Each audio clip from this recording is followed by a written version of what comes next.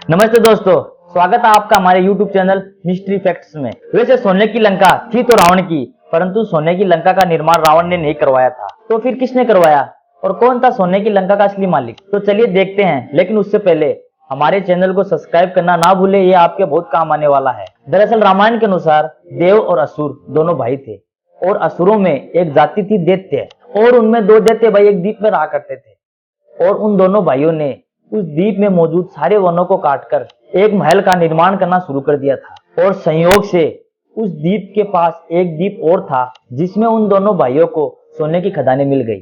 और उन दोनों भाइयों ने वो सारा सोना निकालकर उस महल के अंदर रख दिया। और फिर दोनों भाइयों ने उस सोने को उस महल के चारों ओर इस तरीके से सजाया कि पृथ्वी पर इतनी सुंदर जगह और कहीं भी नहीं थी। और जब उस सोने की लंका की चर्चा सारे देवों में होने लगी, तब देव दैत्यराज हिरण्याकश्यप से बात करने चले गए। और देवों ने हिरण्याकश्यप से बोला कि देखिए दैत्यराज, यदि इतना सोना दैत्यों को मिला है तो दैत्यों के भाई होने के नाते उस सोने में से आधा हिस्सा हमारा भी है। तब हिरण्याकश्यप बड़े ही क्रोध से बोले, कैसा अधिकार, और तुम किस अधिकार की बात कर रहे हो? और इस सोने को हमने दिन रात मेहनत करके खोजा है और इस पर तुम अपना अधिकार जताने आ गए। हम दैत्य आप देव भाइयों को इतना सम्मान करते हैं, इसका ये नहीं कि आप हमें लूटने के लिए आ गए। तब विश्वराज जी कहते हैं, मैं न्याय की बात कर रहा हूँ दैत्यराज, हम दोनों के पितामह एक ही है, उनसे ही तो हम देवों की उत्पत्ति हुई है और उनसे ही तुम्हारी उत्पत्ति हुई है। अर्थात इस संसार में जो भी कुछ है वो हम दोनों भाइयों का ही है। उसी प्रकार इस स्वर्ण महल में भी दो हिस्से होंगे। तब हिरण्याकश्यप बोलते हैं कि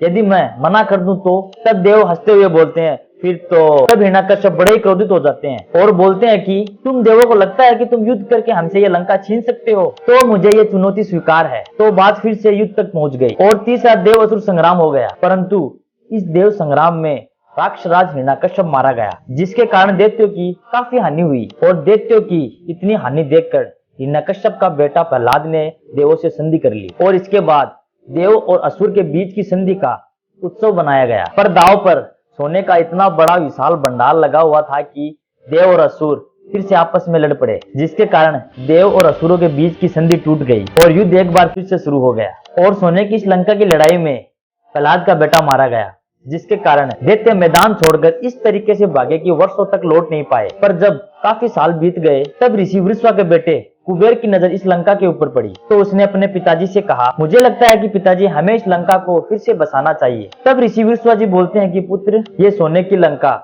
देव और दानवों के बीच की लड़ाई की जड़ है। तब कुबेर जी बोलते हैं कि पिताजी, विवाद के कारण हम इस सोने की लंका को उजाड़ तो नहीं सकते ना, और ना ही इसे छोड़ सकते हैं। तब ऋषि वृषवा जी अपने बेटे कुबेर से बोलते हैं कि तुम क्या चाहते हो? तब कुबेर जी बोलते हैं कि मैं इस सोने की लंका का पुनर्निर्माण चाहता हूँ। और इस सोने की लंका के पुनर्निर्माण के लिए कुबेर जी अपने पिताजी ऋषि वृषवा जी से काफी जिद करते हैं। तब जाके ऋषि वृषवा जी कुबेर जी को हाँ बोलते हैं कि अभी तो रुको, इसके बारे में मुझे देवों से बात करनी होगी। फिर ऋषि वृषवा जी ने देवताओं से अच्छी तरीके से बात की, उन्हें अपने विश्वास में लिया। तब जाके कुबेर महाराज को यह लंका सौंपी गई और कुबेर महाराज ने इस सोने की लंका का पुनर्निर्माण शुरू कर दिया। और जब यह समाचार दैत्यराज समाली को मिला, तब उसे काफी पीड़ा हुई और उसने ठान लिया, चाहे जैसा भी हो, दैत्यों की ये लंका देवों से छीनकर वापस दैत्यों के पास लेके आएगा।